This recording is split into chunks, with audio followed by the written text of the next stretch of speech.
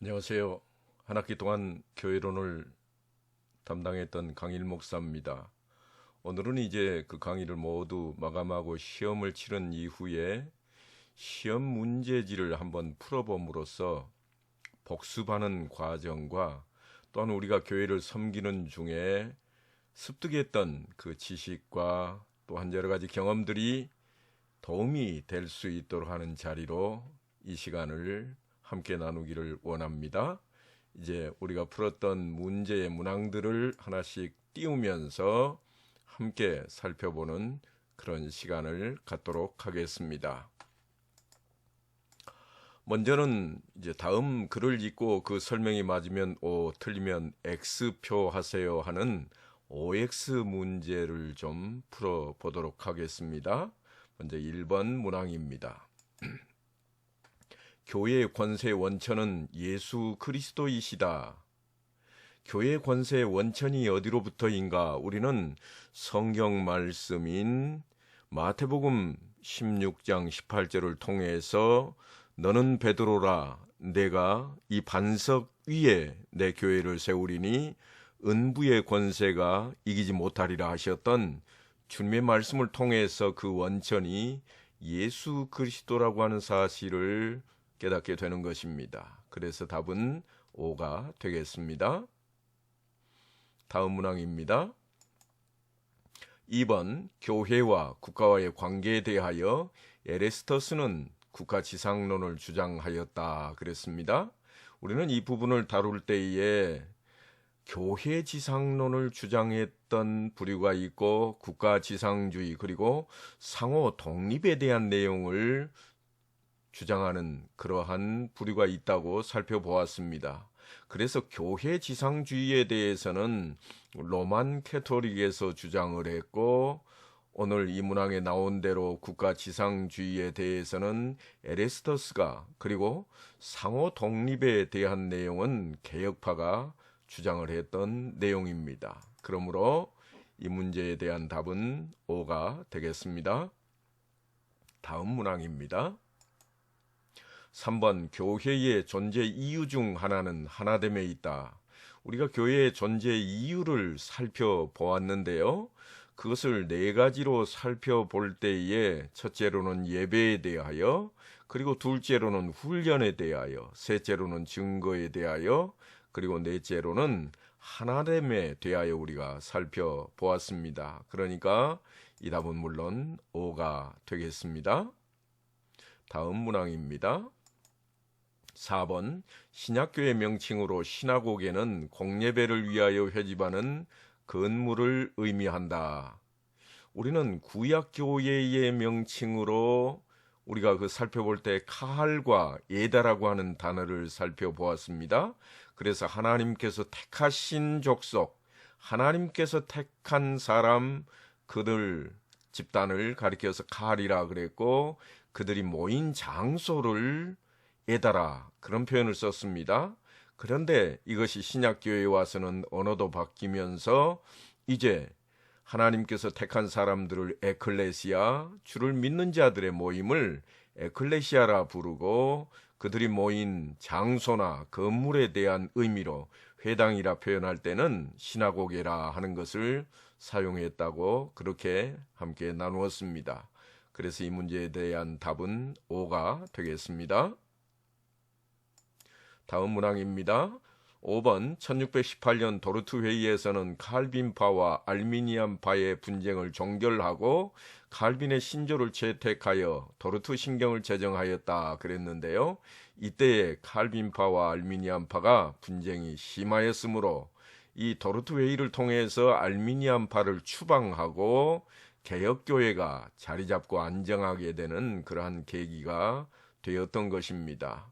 그래서 사실은 우리가 지금 총회 헌법으로 사용하고 있는 이 내용들 웨스트민스터 신앙 고백서를 채택하는 데에 그 근간을 삼게 했던 회의가 다름 아닌 이 회의가 되겠습니다. 그래서 답은 O입니다. 다음은 6번입니다. 교회는 두 종류로 구별할 수 있으니 그것은 유형한 교회와 무형한 교회이다. 그래서 우리는 이 이야기를 할 때 가시적 교회와 불가시적 교회라는 표현으로 또한 사용할 수 있노라고 그렇게 우리가 함께 배웠습니다. 답은 O입니다.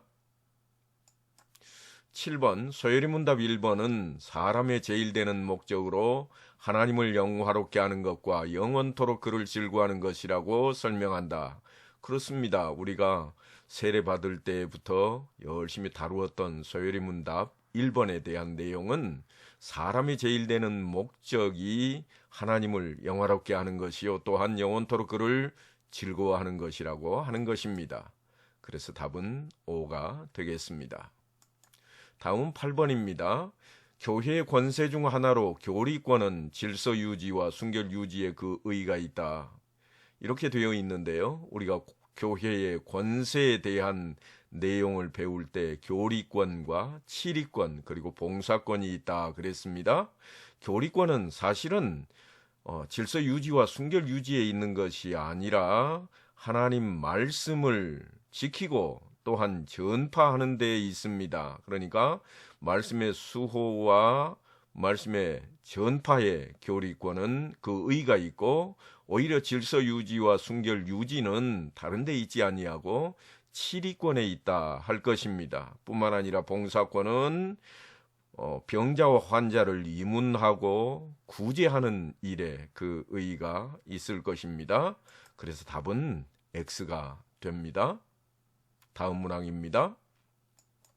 9번 동로의 시절 제주도에 처음으로 파송된 선교사는 이기풍이다. 우리가 초대교회 우리나라 초대교회 이야기를 할 때에 공회로 시작이 되었고 그 다음은 동로회로 그 다음은 총회로 이처럼 점점 확산되었던 것을 우리가 배우게 되었고 그때 동로회를 세우면서 처음으로 선교사를 파송했는데 제주도의 이기풍 목사를 파송했던 내용을 배웠습니다. 답은 O입니다. 10번 교회 권세의 원천은 회중에게서도 아니며 직원에게서도 아니고 교회의 결의에 의한 것도 아니다. 우리가 천문학에서 벌써 다루었던 문제가 중복되어 있습니다. 그러니까 그 원천은 예수 그리스도입니다. 그래서 이 문항의 답은 O가 되겠습니다. 이처럼 우리가 OX 문제를 10문항 풀어보았는데요. 다음에 이어서는 사지선다 문항을 좀 풀어보고자 합니다. 그런데 여기 참고할 수 있는 내용이 기록되기를 다음 글을 읽고 질문에 맞는 번호에 모두 오표하세요. 그래 놓았습니다. 모두라는 단어에 유의하시기를 바랍니다. 왜냐하면 답이 하나 이상 있을 수 있다고 하는 것입니다. 11번 교회 표징과 비유에 등장하는 아론의 쌍난 지팡이에 대한 성경 구절로 거리가 가장 먼 것은 무엇입니까? 아론의 쌍난 지팡이에 대한 성경이 기록되어 있는 것들을 제가 민수기에서 발치를 좀 했습니다. 그러니까 여기에서는 답이 출애굽기 25장 말씀이 되겠습니다. 다음 문항입니다.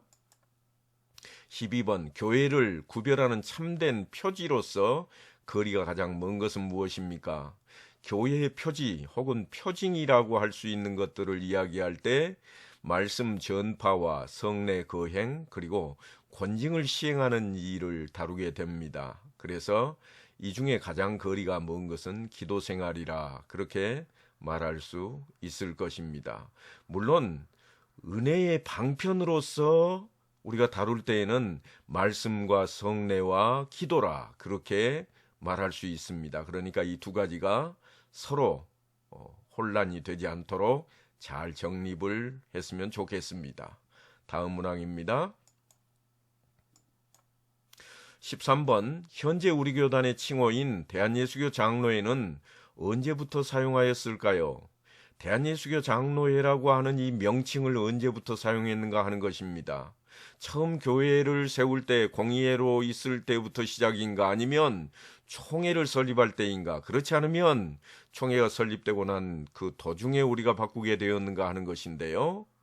1912년도에 총회를 설립할 때는 그 명칭이 뭐였는가 하면 조선예수교 장로회였습니다. 그러니까 이처럼 대한예수교 장로회라 오늘날 우리가 칭하고 있는 이 명칭은 제35회 총회 때에 세문안교회에서 결의를 하고 그 명칭을 채택했던 것입니다. 그래서 답은 3번이 되겠습니다. 다음 문항입니다. 14번 교회 표징으로 등장하는 포도나무 비유가 기록된 성경 말씀은 무엇입니까? 비유에 대한 이야기를 하면서 제가 교회 표징으로 들었던 것이 히브리서와 요한복음을 들었습니다. 히브리서와 요한복음을 드는 과정에 포도나무 비유가 등장하는 것은 요한복음 15장에 있는 그 내용의 말씀이었습니다. 다음 문항입니다. 사도 바울이 교회에 대하여 설명하고 있는 성경 구절로 거리가 가장 먼 것은 어느 것입니까? 제가 이 보기란을 사실은 교회에 대해 설명하고 있는 성경 구절을 다 실어 놓았습니다. 모두 교회에 대한 설명인데요. 여기는 눈여겨보셔야 될 게 계시록 19장 7절은 사도 바울이 아닌 사도 요한에 의해서 기록된 말씀입니다. 그래서 답은 3번이 되겠습니다. 다음 문항입니다. 16번 다음 중 종교회의와 그 내용으로 잘못 연결된 것은 무엇입니까? 그러니까 회의 열렸을 때 주요 논쟁이 되었던 것과 거리가 좀 먼 것을 찾는 것입니다. 1번 니케아 회의에 대해서는 삼위일체 논쟁이 아주 활발하게 이루어졌던 그러한 내용입니다. 그리고 칼케돈 회의에 가서는 그리스도의 양성 논쟁이 또 한 번 일어납니다. 참 하나님이신가 참 인간이신가 하는 것이었고, 콘스탄티노플 회의에 가서는 예수 그리스도는 참 하나님이실 뿐만 아니라 참 인간이시다 하고 인성에 대한 확립을 했습니다. 그렇다면 성화 숭배에 대한 이 논쟁은 언제 있었는가 하면 사실은 니케아 회의 때에 이 모든 것들이 이루어집니다. 니케아 회의인데 787년 니케아 회의입니다. 이때에 성화 숭배에 대한 가결이 이루어졌습니다. 그래서 답은 4번이 되겠습니다. 17번 교회 존재 이유로 설명된 주제와 가장 거리가 먼 것은 무엇입니까? 교회의 역할에 대한 내용으로 저희가 살펴보았습니다. 그때 살피기를 예배와 또한 훈련과 증거와 하나됨을 토대로 해서 우리가 살펴보았는데요. 오늘 그 중에 가장 거리가 먼 것은 그래서 기도가 되겠습니다. 다음 문항입니다.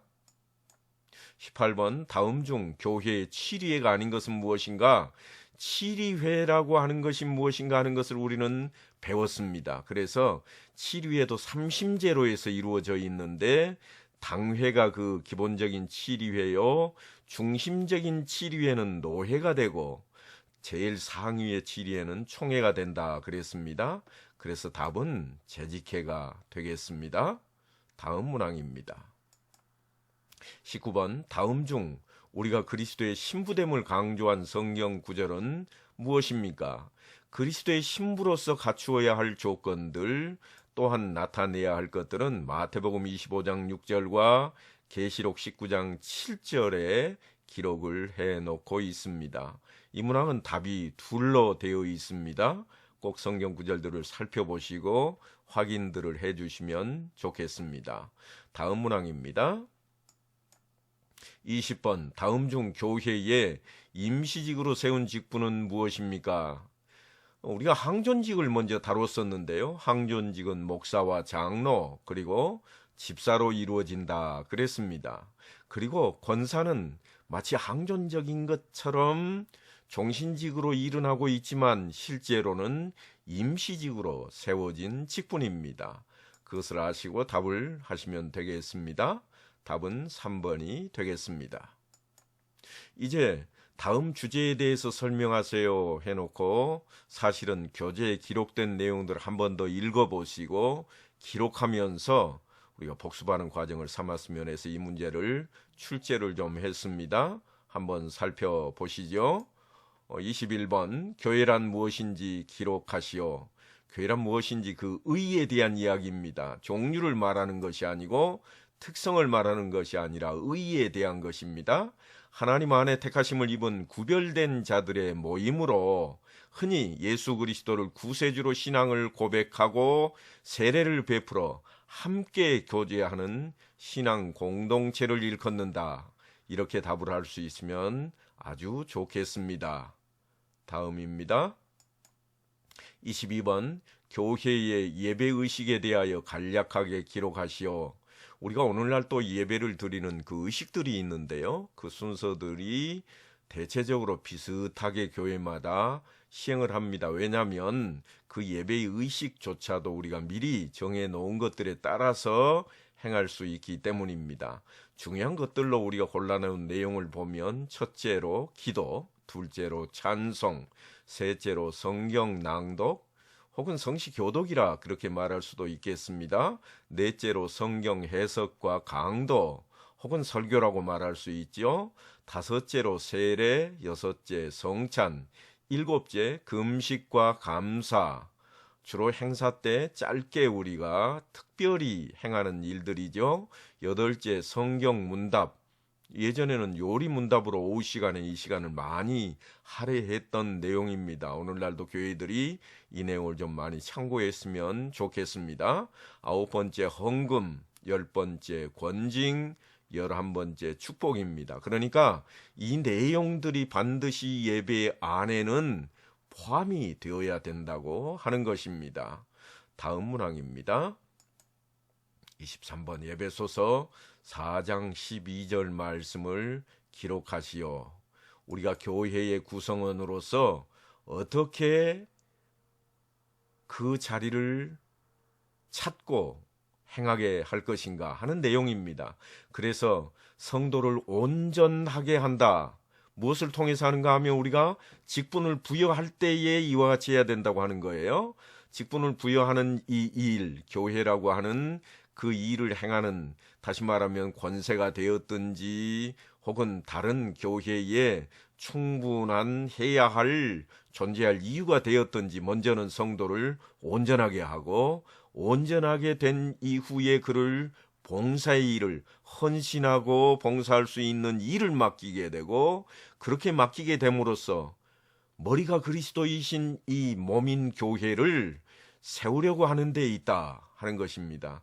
이것을 꼭 암송하고 우리가 기억할 수 있는 말씀으로 삼았으면 좋겠습니다. 수고하셨고요. 한 학기 동안 저와 함께 열심히 말씀을 나누었는데요. 말씀을 통해서 우리가 교회론에 대한 것들을 이야기했습니다. 그래서 혹시라도 질문사항이 있거나 궁금한 점들이 있으신 분들은 여기에 메모되어 있는 대로 전화를 통해서 저와 함께 나누었으면 좋겠습니다. 감사합니다.